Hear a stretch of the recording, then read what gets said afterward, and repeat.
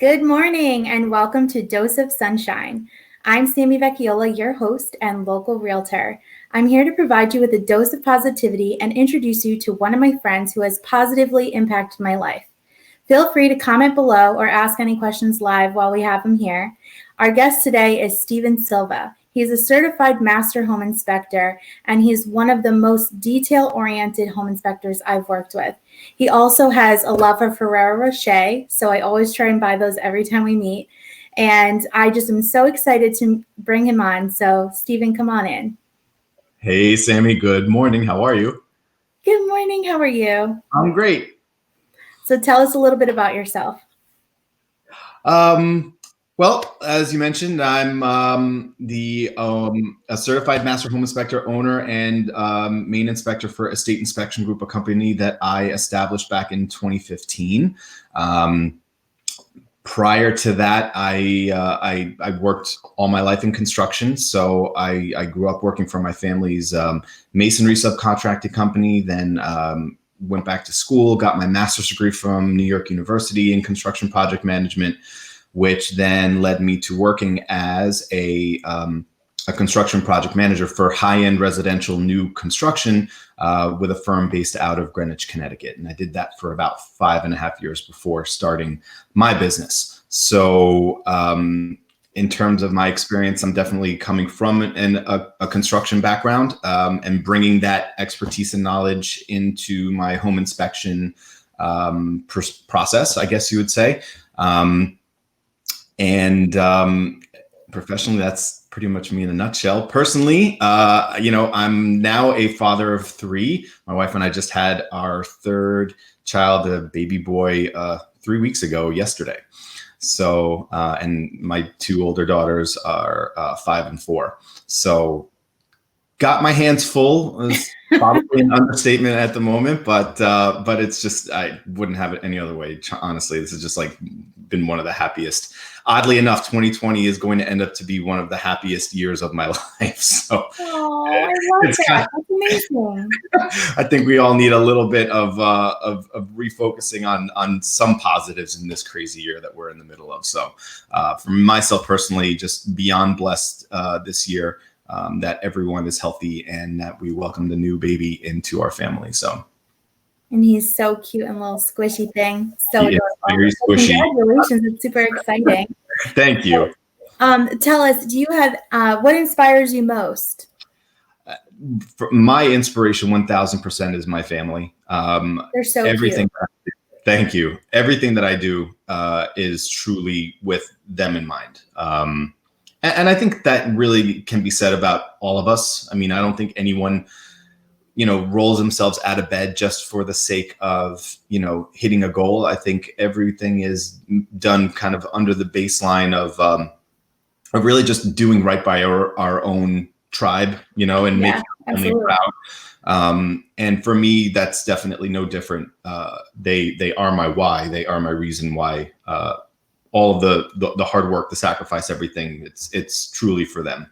And for me, it's family has always been a strong, motivator in my life. I mean, like I said, I worked for my family's subcontracting company. And, when you work with family, you have to make sure that, you can transition from coworkers or boss and employee back to son and father and mother, so for me, like that, my whole life has always been something of trying to find that balance. And when you grow up working with your family as your coworkers, your main objective is to not make the company successful, but to make your family successful. So for me, that family, subline has always been a major motivator in what drives me to find success. Do you feel like that working for family is almost harder than working for somebody else? Yes. Yes, absolutely. There are definite perks when it comes to it. But at the same time, there were so many times, especially when I was working for my family's company, I was a teenager in my young 20s, and still, and at some point, still living at home. So, the argument over, some discussion over last night's dinner would then, spill into the next morning's meeting. And to be able to compartmentalize that, to focus at the task at hand, was definitely always a challenge. So, I mean, I think that unique experience, and anyone who works for a family business can totally understand what it is that I'm talking about when I reference that it really requires a special level of understanding, compartmentalization, and communication, because obviously, if you do have to box something up and push it aside to, get to the task at hand, you still have to be able to, with your communication skills, rehash that conversation, bring it back onto the table in a tactful way. So that way, then whatever progress you've achieved during the day doesn't completely unravel. Yeah, that would be good. Yeah. So going back to what inspires you, do you have any quotes that you live by or that have inspired you recently? So it's funny because I've never been one for big quotes, right? But the one that always sticks in my head is the one that always got me made fun of the most, and it was actually my senior year my high school senior year yearbook quote. That when I actually put it up, my friends in high school just they shredded me apart for it. But I always thought it was kind of nice because it was a baseline inspirational quote that really was applicable to really everyone in everyone's life, rather than just being some very specific, quote from Notorious B.I.G. or Scarface. You know what I mean? Yeah. And it's nice to be important, but it's more important to be nice. And that actually kind of ties in perfectly with this conversation, because at the end of the day, it doesn't matter what it is that you do in life. No one wants to work with a jerk. All right. And it's very easy to let your ego kind of grab hold and of your main, your main self, and have that be a driving force.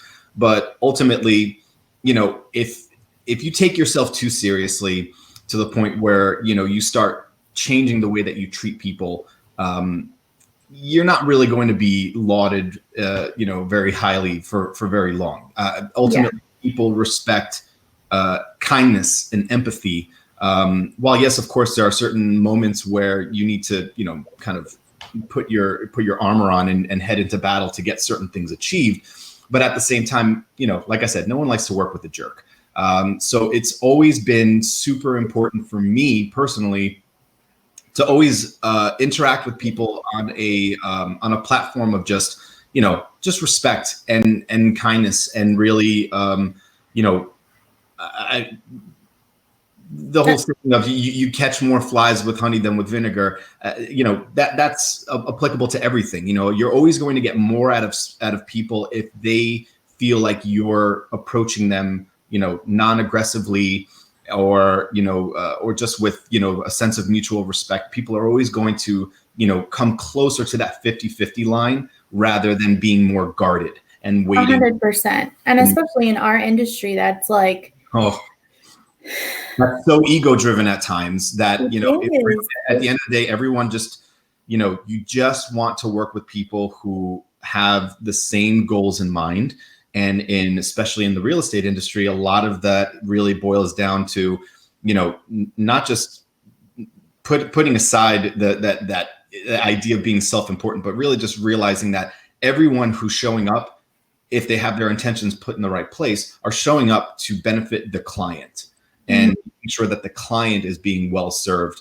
And I know from our initial conversation way back in, what was that, years ago in Panera Bread, when we had our first meeting and I got to know you, one of my biggest pet peeves was working with people who are very transactional. So the fact that you took the time to have a cup of coffee with me at Panera and talk business showed me that you were more interested in relationship building than you were into transactions. And fast forward, 3.5, 4 years? Yeah. I mean, we've done quite a few home inspections together. And Absolutely. I truly appreciate the fact that you take my clients in as family and really treat them as such and answer all their questions, very detailed. It's super important to make sure that they're getting the best experience for me. So to have someone who's an extension of my business that is doing the same exact thing is super important. Absolutely. I mean, as starting my business, I understood right away that my role as a home inspector is to transition into a transaction, which, let's be real, in some cases can be in the making for the better part of a year, to finally get your clients to the point where they found a home that they're willing to move forward with and invest in all of this additional due diligence, which obviously doesn't have a guarantee that will result in them actually purchasing that home. That is no accident. That comes from, realtors like you getting the clients there with confidence, with all of the hand-holding, all of the research to get them to the point to be ready to pull a trigger to potentially buy a home. So I knew right away that as a home inspector, I'm coming in at a crucially important juncture of the transaction, where if I don't bring my A game every single inspection and make sure that my focus is 100% placed in that inspection at that time, I could very well unravel what could be months or in some cases years of the realtor's work.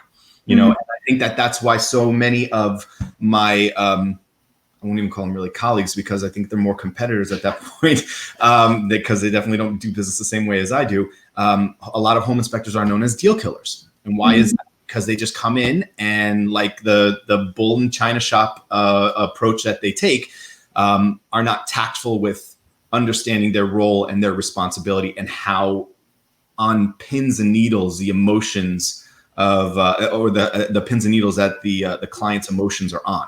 Right. So I mean, it's very nerve-wracking to buy a house, first of all, but second of all, it's more nerve-wracking when you get into falling in love with the house, and then you peel back the curtain and there's like these things you're just like, I didn't see that. I didn't see that either.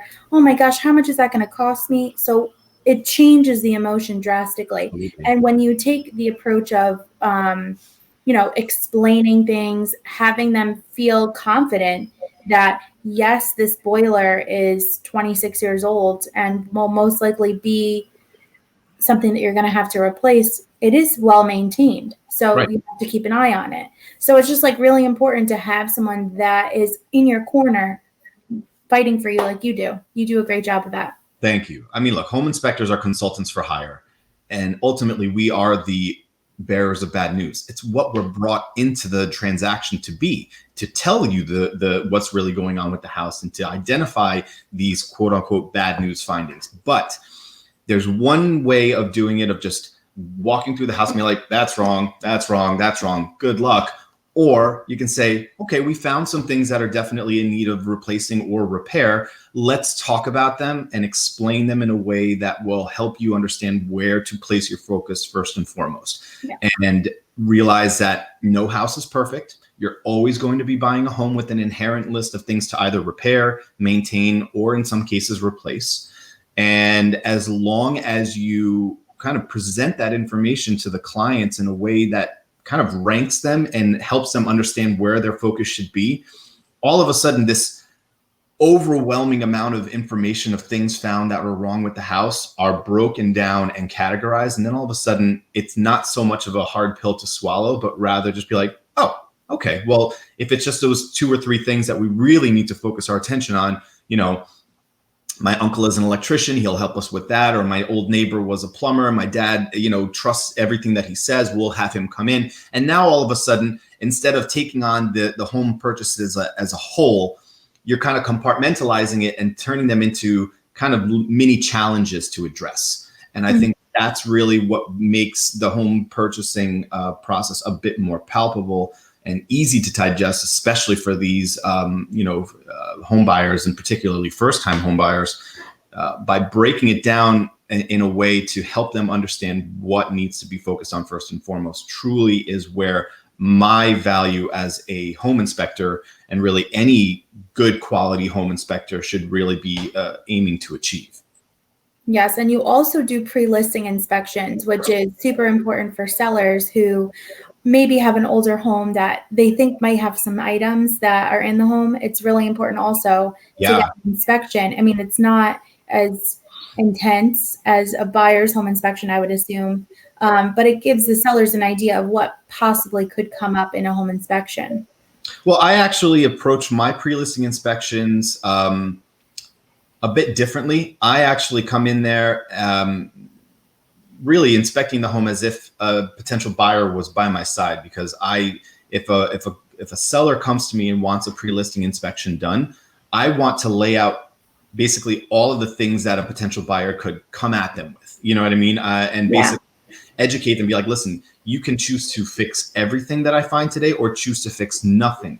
The beautiful thing is that this is kind of giving you the cheat sheet, so to speak, of what you can expect a potential buyer to come at you with. And that way, at least now you have all of this information at your disposal to make some calls, have some contractors come out and give you some estimated repair proposals. So that way, then you can at least understand more or less where the negotiation chips are going to fall in terms of what the price would be. Now, they could either decide to take that pricing information and already adjust their listing price in to reflect those anticipated repair costs, so that way it kind of minimizes the negotiation. Or they can just say, yeah, we got our ducks in a row. Let's see what the buyers come back and negotiate with. But what it basically does is it brings all of those proverbial skeletons out of the closet and lets them understand what they can expect to receive as a negotiation lob back from the buyers of the whole negotiation process. So basically, rather than waiting until the 11th hour after the buyers complete their inspections, and then the buyers come back saying, oh, I want $5,000 off for a repair that in reality might only cost $1,000. Or even $250. Exactly. In some cases, right. You as a seller are not in the position where you're left scrambling to try to get a contractor out to the house to just verify whether or not that figure is within the ballpark of negotiating over. So it's definitely something. It's honestly, in my opinion, a very underutilized service. But especially now, because this is truly such a strong buyer's market, that I found that so many sellers are just like, we don't care. We're just going to put the house on the market and sell it because someone will buy it in this market. So it's definitely, this 2020, I don't even think we've done 10 pre-listing inspections, if that even. But there's always going to be a swing, so it's coming. Oh, it's always there, but it is a service that we provide just on the opposite side of the pendulum swing. That's awesome. So what else are you up to these days? Well, obviously with the baby coming, we have definitely slowed down a bit, but we're starting to ramp back up. This timing between Thanksgiving and Christmas historically is always a slower period in real estate transactions. But especially now with the COVID cases spiking up again, and now everyone going back to full remote, working and schooling from home, I'm noticing that a lot of people just don't want people walking through their homes or disturbing, their kids at school, because everyone is home. They have nowhere else to go. So we've noticed a little bit of a slowdown, which is personally fine for me, because it means that I get to stay home and get some more snuggles in with the new baby.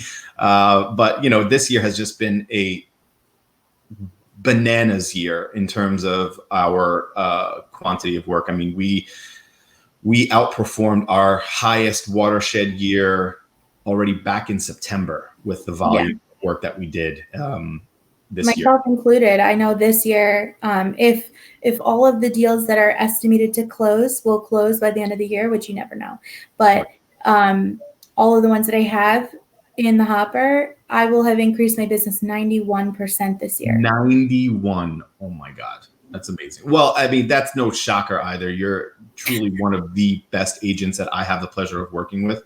And it goes to show, especially when I show up on the inspection, it's almost like I'm coming into friends hanging out and be like, oh yeah, Steve's here. Let's get this house inspected, because I always see the relationships that you establish with your clients. I mean, it is, in many cases, I've honestly never really seen a, quote unquote cold professional relationship, I've always seen one of familiarity and friendship. And I really think that that's just a testament of the lengths that you go to really establish trust with your clients.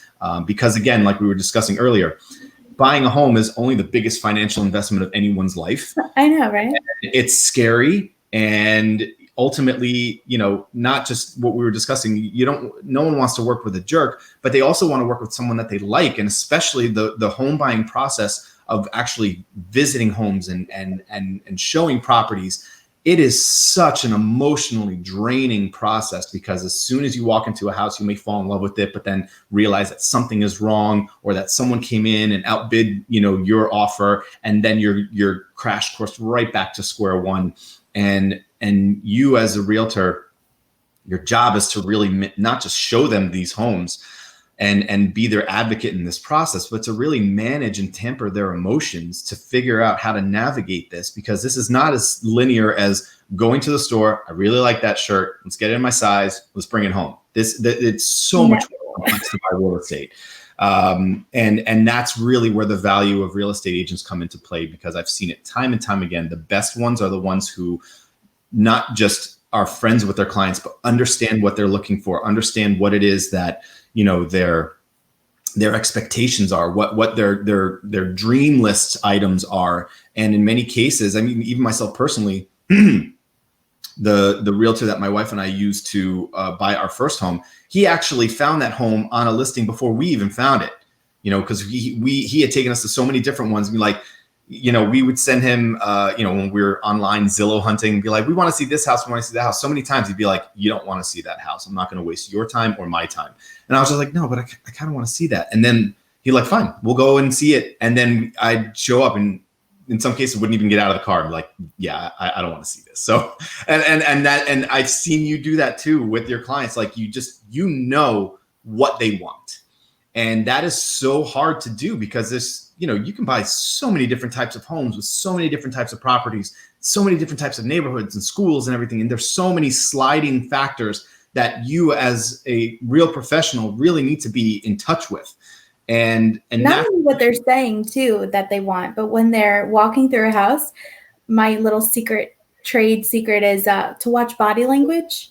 Totally. Yes. It is so interesting to hear, like, especially if it's a husband and wife, and, the wife obviously loves it, but the husband is now closed off and not talking. That tells me something's up. Yep. Absolutely. But that's what I'm saying. It's so much more than just pulling up the listing sheets on the MLS and putting it into your portfolio and scheduling showing times. It is the vetting. You're basically vetting these properties to maximize their response to them. And that's what I think so many people don't understand about real estate. It's not the way TV makes it seem, that it's super easy. Just show up, unlock a door, turn on some lights, and just like, you want to buy it? It doesn't work that way. I mean, it takes so much studying and understanding of, not just the expectations, but like you were saying, the psyche of your clients. So you can really maximize your value, and not just your value, but your time and their time. Because like, as you can attest to, I mean, in this market, especially, if there's something good out there, you have to move, because 20 other people are doing the same thing. Yep. So, I mean, you guys are put into, in some cases, a near impossible position to do all of this and then make it happen. I mean, it's impressive. It honestly really is that, at certain points, how quickly I'll get a call from you, be like, hey, I'm in the midst of negotiating something right now. I need to know, when you're available, because I basically need you standing in the wings, ready to go. And again, that's just you providing extra value to your clients and thinking down the line in terms of, lining everything up. So that way, then it's just a simple matter of transactionally hitting all of the necessary to-do points, There's a lot of steps to choreograph. It is, but I mean, that's why we're here today. I mean, you do it masterfully. And all of my clients, like I said, that we've had the pleasure of sharing, the connections that they have with you. It's no wonder why it is, because I know how you work, and I know the lengths that you go to not just be one of the best professionals, but to really make it worth your client's time, and especially all of your, your online reviews and everything like that, those testimonials, they speak for themselves. And it's something that, you should be proud of, and I'm proud of on your behalf as your friend. So I'm proud.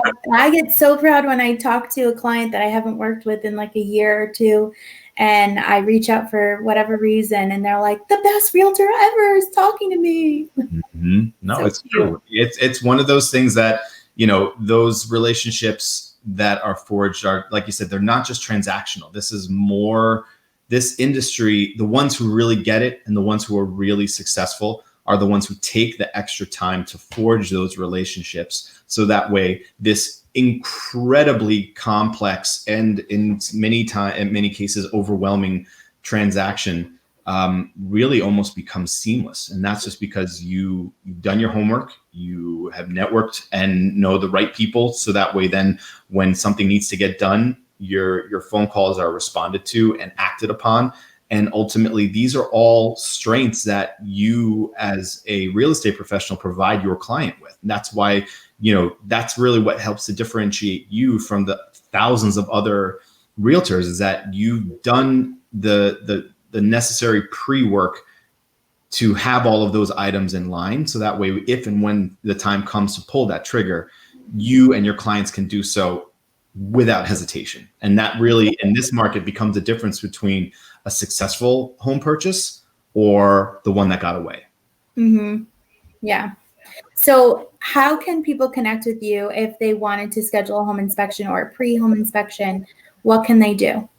We always book our inspections via email, so that way we have all the information in writing. So usually if someone's serious about wanting to schedule the inspection, in many cases after we've already spoken with them on the phone, we give them our email address, and that's steven@estateinspectiongroup.com, to email us all of the transactional details. So that way then we have it into our system and can lock it into our schedule. In many cases, though, I always recommend people calling me first, because in so many cases, people are speaking with a home inspector for the first time in their entire life and have no idea how this experience is about to develop and what questions to be asked. And, especially when it comes to first-time home buyers, they're kind of my jam. I really love working with first-time home buyers just because they are a demographic base that for me is, very much in my wheelhouse, very tech savvy. In many cases, my first-time home buyers, I speak to for the first time once I get onto the inspection, because most of them are either texting or emailing me and not calling. But there's a lot of value that can be done by just, speaking to me and asking simple questions to at least understand how the inspection process will develop. So that way, then I can kind of frame the proper expectations for the day. And educate them as to what it is that it's going to take for us to get from A to Z.